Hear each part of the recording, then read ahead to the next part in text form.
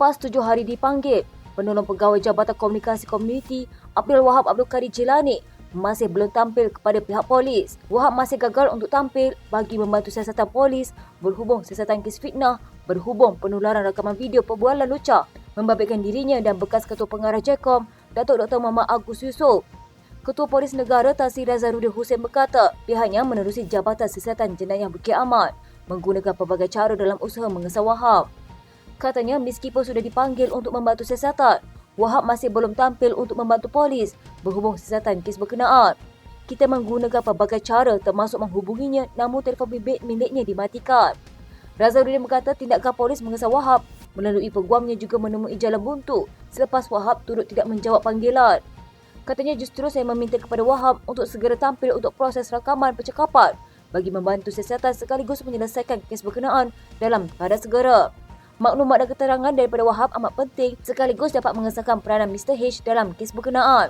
Sebelum ini dalam satu sidang media di sebuah hotel di Bangi, Wahab mendedahkan tindakannya merangka perbualan antara dirinya dan Muhammad Agus didalangi seorang individu yang dikenali sebagai Mr. H.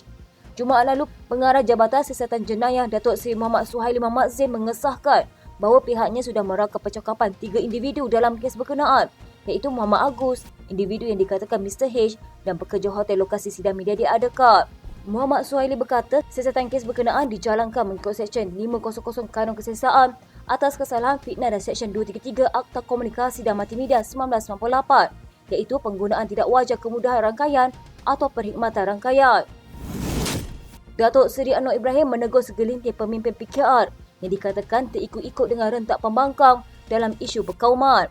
Mengambil contoh usaha membasmi kemiskinan di wilayah persekutuan, Perdana Menteri berkata ia adalah dasar yang dilaksanakan untuk semua kaum bukan hanya ditujukan kepada kaum tertentu. Katanya orang Melayu kena faham ini. Ini bukan dasar yang tidak pro-Melayu yang India mengatakan mana projek untuk kaum India. Setiap Melayu, India dan Cina di wilayah persekutuan semuanya dibantu tanpa dikecualikan. Jadi saya minta pemimpin India dalam keadilan jangan defensif, jangan ada rasa apologetik kerana pemimpin parti India yang menjerit masa mereka berkuasa, adakah mereka tidak terbabit dalam sakau menyakau mengambil harta rakyat. Jadi saya harap kawan-kawan kaum India jangan terikut-ikut seperti apa yang dikatakan oleh Timbalan Rafizi Ramli. Jangan terikut-ikut bila ada orang serang, macam mana kita nak jawab ini. Anwar berkata isu mengenai kuasa Melayu yang didakwa terhakis turut dimainkan Presiden Bersatu Tan Sri Muhyiddin Yassin pada perhimpunan Agung Tahunan Bersatu beberapa hari lalu. Katanya ini ucapan Presiden Bersatu habis kuasa Melayu. Yang habis itu kuasa dia. Program Melayu sekarang bahawa saya lebih berkesan, lebih banyak dan tahun depan kita ada Kongres Bumi Putera untuk mendengar supaya ada analisa yang betul. Ahli DAP yang berkhidmat sama ada di peringkat negeri dan akar umbi diminta supaya sentiasa bekerjasama supaya dasar dan inisiatif kerajaan sampai kepada rakyat. Ketika memberi peringatan itu, Setiausaha Agung DAP, Anthony Loke berkata jika ada di kalangan ahli parti termasuk ahli Dewan Undangan Negeri, ahli majlis dan ketua kampung enggan berbuat demikian, mereka bolehlah meletakkan jawatan. Dalam masa sama, katanya setiap wakil rakyat juga wajib menjaga kawasan dengan baik kerana ia adalah intipati penting untuk memastikan rakyat terus menyokong. Katanya kalau ada dasar kerajaan yang baik tetapi wakil rakyat tidak melaksanakan, wakil rakyat malas ini akan menjejaskan prestasi parti. Ini sebabnya saya katakan di setiap konvensyen yang saya pergi, saya sentiasa mengingatkan yang boleh tentukan kita menang atau kalah dalam pilihan raya bukan saja dasar kerajaan tetapi prestasi wakil rakyat yang dipilih. Itu antara faktor yang paling penting. Saya tidak mahu dengar lagi adun tidak boleh bekerjasama dengan ahli majlis tidak boleh bekerjasama dengan adun, ahli majlis tidak boleh bekerjasama dengan ketua kampung. Saya tahu masalah ini berlaku di Selangor. Ini amaran terakhir, kalau mana-mana ahli majlis dengan adun dengan ketua kampung tidak boleh kerjasama, letak jawatan terus. Kalau tak mahu letak jawatan, saya buang sahaja. Ini saya tak mahu dengar lagi di Selangor, sudah penggal keempat terjadi kerajaan. Anthony berkata perkara itu tidak boleh ditoleransi lagi kerana ia adalah penyakit dalam kerajaan dan tidak seharusnya menjadi faktor negatif kepada pencapaian parti. Katanya semua pihak walau apapun jawatan dalam parti mesti ada semangat kerjasama dan tidak ada gejala tikam belakang. Katanya kita nak bawa budaya politik yang baik dan beri kesejahteraan kepada rakyat supaya mereka menyokong parti dan kerajaan kita. Setiap kawasan yang kita menang ada berpuluh ahli majlis dan ketua kampung. Justru saya minta adun-adun juga bertanggungjawab untuk bina hubungan dengan akar umbi. Kena ada pasukan yang baik dan mereka adun kena jumpa ahli majlis dan ketua kampung. Peruntukan juga mesti diagihkan dan diuruskan dengan baik, saksama dan adil kepada mana-mana tempat yang ada keperluan. Peruntukan itu bukan wang kita. Ia diberikan kepada wakil rakyat untuk membantu kawasan. membantu rakyat dan bukan atas berbicara wakil rakyat suka hati untuk bagi. Saya harap kita sama-sama memperkasakan parti kita, bantu memperkuatkan kerajaan dan paling penting kita mahu melihat Malaysia kuat dan Selangor sejahtera. Anthony turut menepis dakwaan diulang berkali-kali kononnya jika DAP lebih kuat, maka terhakis kuasa politik orang Melayu serta partinya dapat melaksanakan sepadanan semula. Katanya dakwaan yang sering diulang-ulang oleh Perikatan Nasional, khususnya oleh Presiden Bersatu Tan Sri Mulia Yassin itu adalah hujah yang tidak bertanggungjawab dan menipu. Katanya yang pertama, secara logik macam mana dengan hanya 40 kursi DAP dapat membina perlembagaan. Membina perlembagaan memerlukan 148 undi dalam parlimen. DAP bertanding pun tidak sampai 50 kursi. Yang kedua, apa sahaja keputusan dalam kabinet dan jemaah menteri, kita mesti berlandaskan satu keputusan bersama dan kolektif. DAP hanya 4 wakil rakyat dalam kabinet daripada kabinet. Jadi tidak munasabah dan tidak adil lagi beliau buat dakwaan kononnya DAP boleh menguasai dan buat segala keputusan. PAS Terengganu mendakwa pengerusi UMNO Terengganu Ahmad Said menjalankan kempen jahat dan jijik dengan memfitnah Presiden PAS Abdul Hadi Awang. Timbalan Pesuruhjaya PAS 2 Negeri, Satiful Bahari Mamat berkata, Ahmad dalam satu kempen dalam PRK Kemamat memfitnah Abdul Hadi mandi berbogil dalam kolam di Masjid Rusila Marab. Katanya ini satu tuduhan melampau dan cara kempen yang kotor dan jijik yang tidak sewajarnya dilakukan oleh Ahmad Said dan juga pecadang atau penyokong kepada calon BN. Saya rasa ini satu kenyataan di luar kewarasan akal. Saya harap mungkin pihak polis boleh uji air kencing dia. Sehubungan itu katanya PAS akan membuat laporan polis berhubung perkara itu dan beberapa perkara lain berkait kesalahan dilakukan BN sepanjang kempen PRK berkenaan. Dalam sebuah klip video yang beredar di media sosial, Ahmad Said berkongsi kejadian yang menurutnya berlaku 3 tahun lepas. Katanya 3 tahun lepas orang ke laut balik naik bas hari Khamis jam 5 tidur masjid Haji Adi nak dengar ceramah dan satu ketika orang jumpa Haji Adi mandi telanjang dalam kolam. Ahmad Said dalam video itu turut membangkitkan isu perpecahan di Terengganu satu ketika dahulu yang berlaku susulan perselisihan antara orang UMNO dan PAS. Satiful berkata kempen jijik seperti itu bukan saja provokatif dan membuatkan orang PAS benci, malah orang BS sendiri jadi tidak selesa dan orang atas pagar juga akan turut menjauhi. Katanya PAS Terengganu menyarankan Ahmad Said untuk hentikan kempen-kempen yang jijik dan jahat sedemikian rupa. Bawalah politik matang dan sejahtera, bukannya politik fitnah, politik tuduh dan politik rekaan cerita semata-mata. Sementara itu, tambah Satiful, pihaknya juga mendapati kempen BN dijalankan dengan menyalahi peraturan pilihan raya, membabitkan penggunaan jentera dan agensi kerajaan. Katanya ia melibatkan program pengurusi Felda Ahmad Sabrici bersama warga Felda yang berlangsung dalam tempoh berkempen. Katanya selain itu juga, terdapat juga jualan rahmah di Kemamat di bawah Kementerian Perdagangan Dalam Negeri dan Kelestarian Hidup dalam tempoh PRK Kemamat. Ini juga mengulangi jualan rahmah di Dom Pelangai yang berhadapan PRK pada bulan September lepas. Kali ini ia berlangsung di 4 Dewan Undangan Negeri. Dalam Parlimen Kemamat. Setiausaha Agung Parti Keadilan Rakyat Datuk Seri Saifuddin Nasution Ismail mengakui ada ahli akal umbi yang terhiris hati dengan tindakan pimpinan tertinggi kerana jarang turun padang menemui rakyat. Menurutnya, pimpinan mengambil maklum mengenai perkara tersebut dan akan segera mengubahnya. Katanya ada yang memaklumkan supaya pimpinan tertinggi menjenguk ahli parti di bawah. Lepas ni kita ubah kerana ternyata ia telah menghiris hati ahli di bawah. Saifuddin Nasution dalam masa sama turut menyela tindakan segelintir pihak yang mendakwa menyokong PKR tidak akan masuk syurga. Katanya kenyataan tidak bertanggungjawab itu bukan sahaja boleh merosakkan hubungan sesama rakyat, malah boleh mewujudkan persepsi negatif. Sementara itu, beliau turut menggesa ahli parti supaya melawan sebarang fitnah yang dilemparkan pihak lawan dengan berhujah. Katanya kita kena lawan setiap kata-kata tidak betul mereka, lawan dengan hujah yang betul. Seorang perwakilan pemuda PKR Selangor mengkritik MIC atas desakan agar pentadbiran Perdana Menteri Datuk Seri Anwar Ibrahim mengiktiraf parti itu. Ketika membahaskan ucapan dasar Ketua Pemuda PKR, Muhammad Izzuan Ahmad Kasim dan juga Adun Kota Damansara membayangkan bunyi yang didengar dalam Perhimpunan Agung Tahunan sebuah parti komponen dalam kerajaan baru-baru ini. Katanya nasihat saya kepada rakan komponen itu, kalau rasa tidak ikhlas bersama kita, keluar sahaja. Tidak perlu jadi duri dalam daging. Beri ruang kepada parti PKR Presiden Anwar untuk pembentukan ekonomi untuk menjadikan Malaysia lebih maju. Itu yang terbaik dengan keluar. Izzuan yang juga Ketua Pemuda PKR Selangor berkata, dia merujuk ucapan Timbalan Presiden MIC M. Saravanan ketika Perhimpunan Agung Tahunan parti itu minggu lalu. Saravanan berkata MIC tidak akan meminta sebarang jawatan daripada kerajaan, tetapi mahukan pengiktirafan dan tidak teragak-agak untuk mengambil tindakan selanjutnya jika ia tidak dipenuhi. Dia bagaimanapun tidak menjelaskan apa yang dimaksudkan sebagai pengiktirafan dan tindakan selanjutnya. Sementara itu menyentuh soal kestabilan politik sebagai tonggak kemakmuran negara. Izzuan menegaskan pentingnya kesetiaan kepada parti dan membangkitkan apa yang disifatkan sebagai pengkhianatan terhadap PKR sebelum ini. Timbalan Presiden Bersatu Datuk Seri Ahmad Faizal Azumu mengaku tersalah memilih calon pilihan raya umum ke-15 sehingga ada yang bertindak mengkhianati parti. Beliau berkata antaranya Ahli Parlimen Kuala Kangsar, Datuk Iskandar Zulkarnain Abdul Khalid yang diakui rapat apabila pernah berkhidmat sebagai situasi politiknya ketika menjadi Menteri Besar Perak. Sebelum ini jelasnya Iskandar Zulkarnain adalah individu tidak dikenali oleh pucuk pimpinan Bersatu termasuk Presiden Tan Sri Muhyiddin Yassin. Katanya saya jadikan beliau calon dan akhirnya Iskandar Zulkarnain telah memungkiri taat setia kepada parti. Saya mengaku ada buat kesilapan memilih calon pilihan raya untuk Bersatu. Saya ajak dia Iskandar Zulkarnain jadi calon, namun untuk saya khianat parti tidak sama sekali. Pada 12 Oktober lalu, Iskandar Zulkarnain menjadi Ahli Parlimen Bersatu pertama yang menyokong Perdana Menteri Datuk Seri Anwar Ibrahim. Selain Iskandar Zulkarnain, Ahli Parlimen Bersatu lain yang menyatakan sokongan kepada Kerajaan Perpaduan adalah Datuk Dr. Suhaili Abdul Rahmat Labuan, Muhammad Azizi Abu Naim Gomusang dan Zahari Kecil Jeli. Usaha Perikatan Nasional yang mahu menarik sokongan UMNO untuk membentuk kerajaan disifatkan sia-sia kerana Ahli Parlimen UMNO berpegang teguh kepada Kerajaan Perpaduan. Ahli Majlis Kerja Tertinggi UMNO Datuk Seri Ahmad Maslan berkata, tindakan berterusan oleh PN untuk menjatuhkan Kerajaan Perpaduan menunjuk mereka begitu terdesak untuk menjadi kerajaan. Katanya sekiranya Ahli Parlimen UMNO menukar sokongan kepada PN, Kerajaan Perpaduan tetap tidak akan jatuh kerana masih mempunyai majoriti iaitu 121 kursi. Oleh itu, sifir mana yang PN pakai kononnya mampu menerajui kerajaan jika berjaya tarik sokongan Ahli Parlimen UMNO. Malangnya, 4 Ahli Parlimen PN telah menyatakan sokongan kepada Kerajaan Perpaduan.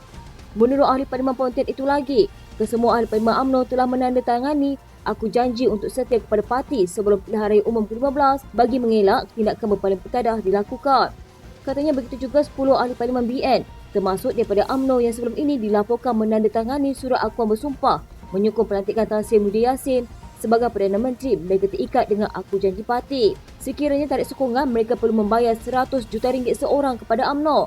Andai ada 1 bilion turun dari langit pun, Kerajaan Perpaduan tidak akan jatuh. Dan situasi tersebut hanya merugikan Ahli Parlimen UMNO yang menyeberang ke blok pembangkang iaitu BN. Sebelum ini, Presiden PAS Tan Sri Abdul Hadi Awang mendedahkan PN masih berusaha menarik sokongan pemimpin UMNO yang tidak menyokong kerjasama parti itu dalam Kerajaan Perpaduan untuk bergabung dengan mereka. Katanya pencalonan Menteri Besar Terengganu Datuk Seri Dr. Ahmad Samsuri Mokhtar pada pilihan raya kecil Kemaman adalah persediaan untuk PN mengambil alih pentadbiran kerajaan.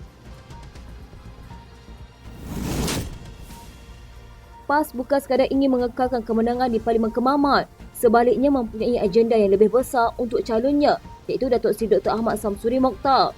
Timbalan Presidennya Datuk Seri Tuan Ibrahim Tuan Man berkata, parti itu mengharapkan Menteri Besar Terengganu itu dapat menyumbang sesuatu kepada negara sebagaimana yang dilakukan di negeri ini. Menurutnya, Ahmad Samsuri mempunyai rekod yang baik sepanjang mentadbir Terengganu dan memenuhi kriteria yang ditetapkan.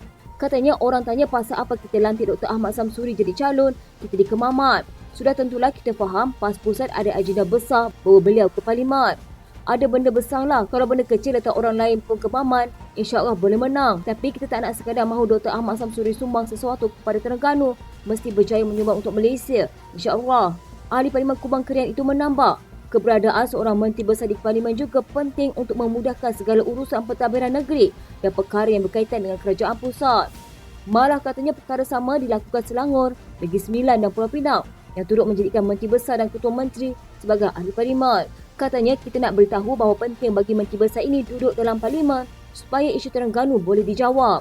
Dia Ahmad Samsuri ada maklumat dalam kepala dan apa saja keperluan dan perancangan pembangunan Terengganu dia boleh bicara terus di depan Perdana Menteri dan Menteri-Menteri.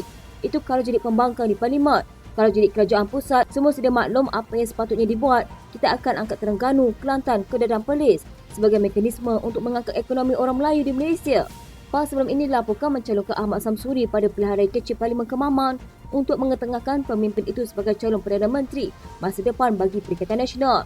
Ahmad Samsuri bagaimanapun menganggap dakwaan berkenaan sebagai perkara biasa dalam politik. DAP menyifatkan Perikatan Nasional semakin terdesak apabila parti itu mendedahkan masih berusaha untuk menarik sokongan UMNO. Setiausaha Agung DAP Anthony Loke berkata, tindakan itu juga menunjukkan parti gabungan itu mahu mengganggu gugat kestabilan negara yang sudah dicapai melalui Kerajaan Perpaduan. Katanya memang ini menunjukkan mereka terdesak, tak pernah berputus asa nak memporak-peranda dan mengkucang-kacirkan kestabilan politik. Apa yang sudah ada sebenarnya sudah cukup baik. Kerajaan stabil, kerajaan boleh melaksanakan tanggungjawab dan tugasnya. Usaha seperti ini amat tidak bertanggungjawab. Sebelum ini, Presiden PAS Tan Sri Abdul Hadi Awang mendedahkan PN masih berusaha menarik sokongan pemimpin UMNO yang tidak menyokong kerjasama parti itu dalam kerajaan perpaduan untuk bergabung dengan mereka. Katanya pencalonan Menteri Besar Terengganu Datuk Seri Dr. Ahmad Samsuri Mokhtar di Pilihan Raya Kecil Kemaman adalah persediaan untuk PN mengambil alih pentadbiran kerajaan. Katanya PRK bukan untuk Kemaman sahaja, besar untuk Malaysia keseluruhannya. Ini untuk menambah mempertahankan kursi Melayu PN yang ada. Kita sedang memujuk lagi UMNO kerana UMNO bukan semua sokong Pakatan Harapan, sedang pujuk lagi pihak lain untuk bergabung. Dalam pada itu, Lok yang juga ahli Parlimen Seremban berkata, Titah Yang di-Pertuan Agong Al-Sultan Abdullah di Ayatuddin Al-Mustafa Bilal Shah supaya semua pihak memastikan kerajaan stabil juga tidak dihiraukan PAS. Katanya sedangkan Yang di-Pertuan Agong berkali-kali bertitah supaya pastikan kerajaan stabil dan tidak ada lagi kucak-kacir politik yang fokus bangunkan negara. Tetapi mereka ini tak habis-habis berangan nak rampas kerajaan, tunggulah sampai pilihan raya. Sementara itu ketika ditanya mengenai kempen PAS di Kemaman yang banyak menyentuh isu hubungan UMNO dan DAP, Lok berkata perkara itu menunjukkan PN ketandusan modal. Beliau berkata tidak ada yang perlu digusarkan mengenai kerjasama antara UMNO dan DAP. Katanya, jadi hari ini apa yang kita takutkan? Saya boleh turun bersama dengan pemimpin UMNO, berkempen bersama orang lama UMNO Ahmad Said. Tak ada masalah kita turun ke kawasan pengundi Cina, pergi ke kedai kopi berceramah. Kalau kita terlalu taksub pada sentimen lama ini, tidak akan membawa ke mana-mana. Kalau asyik nak mainkan sentimen, jangan lupa PAS pun pernah bekerjasama dengan DAP. Jadi apa masalahnya? Kerajaan Perpaduan Pimpinan Perdana Menteri Datuk Seri Anwar Ibrahim tidak mustahil boleh ditumbangkan ekoran parti-parti yang menyertainya tidak mempunyai majoriti besar. Setiausaha Agung Parti Pribumi Bersatu Malaysia, Datuk Seri Hamzah Zainuddin mendakwa Kerajaan Madani yang diterajui Pakatan Harapan itu hanya memenangi 82 kerusi parlimen pada pilihan raya umum lalu dengan undi popular 36.1% berbanding Perikatan Nasional meraih 49.3%. Katanya PN lebih popular daripada mereka PH. Jadi kita kena teruskan kekuatan sokongan supaya boleh capai lebih 50% undi popular.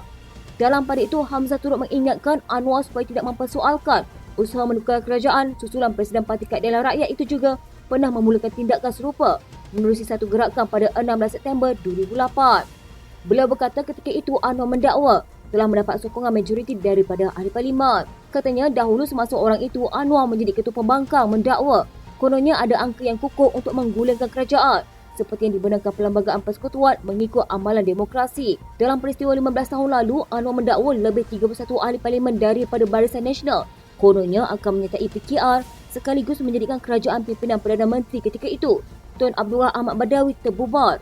Ketika itu, PKR mempunyai 81 daripada 222 kursi parlimen. Ahli Parlimen Pulai Suhaizan Kayat tidak mengesahkan atau menafikan akan mengisi jawatan Menteri Perdagangan Dalam Negeri dan Kos Sari Hidup yang kini dipangku Menteri di Jabatan Perdana Menteri Hak Ehwal Sabah, Sarawak dan Tugas-Tugas Khas Datuk Armiza Muhammad Ali. Beliau sebaliknya menyerahkan perkara itu kepada Perdana Menteri Datuk Seri Anwar Ibrahim untuk mengumumkannya. Suhaizan yang juga naib pengerusi Parti Amanah Negara Johor berkata, jawatan dalam KPDN itu perlu diisi segera berikutan isu kenaikan harga barang yang masih berlaku ketika ini.